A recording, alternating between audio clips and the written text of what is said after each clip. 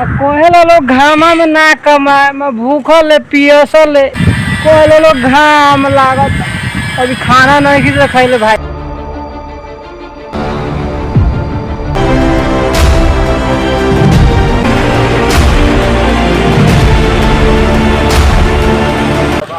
ए भैया अभी ना सवेरे सवेरे का टाइम बा, टाइम होत बा 7।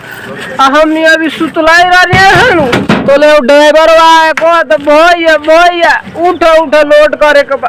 तो ये तो देखो भैया ट्रैक्टर लागल बा पत्थर बा जाता नहीं सब हमनी लोड करे सवेरे काम ना करनी है सन।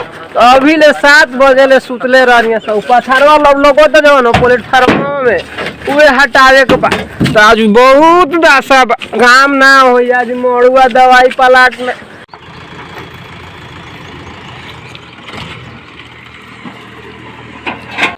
ए भैया हो अभी ना बहुत जल्दी हमनी कर दिल ट्रैक्टरवा लोड।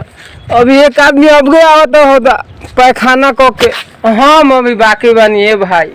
तो हम जाता तनी फ्रेश होके ओकरा बाद जाए के बाद लोड गिरावे का कहीं। ए भाई बहुत दिक्कत बा सवेरे उठत नहीं खेलो तनी सनी घाम उग जाता तो कहता लोग कथी हम ना कमाए घाम लागता।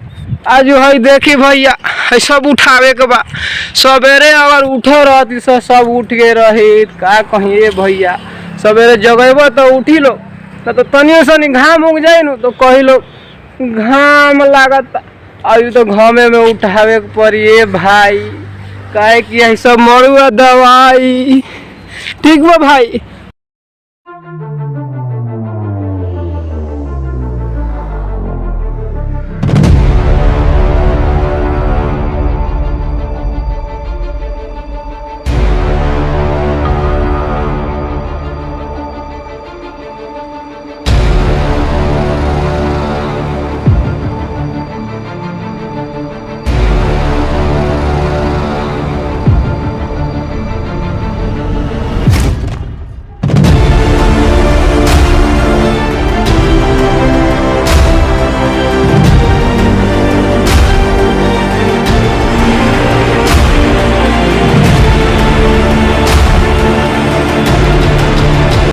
भैया हो हम आ गए भाई सब जगह पर देख लो भाई लोग जितना बड़ा बिल्डिंग लौकता न सब हमनिए के ब्लॉक से बनल बा।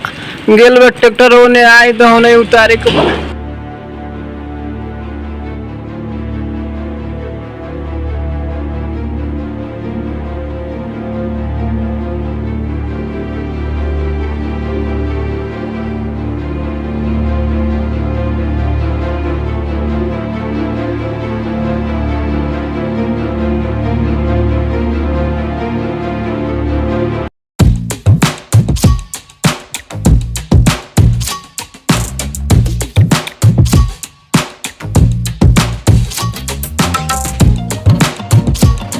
ए भैया हो अभी न दिन के 11 बजता कोहेला लोग घामा में ना कमाए मैं भूखल है पियसल है 11 बजे ले यहाँ में पत्थर वाला बहुत सब हटा के मड़ुआ पसारा तो लोग कोहेला लोग कथी जब पैसा वाला काम रहा तो कहे नहीं चलो कमाए।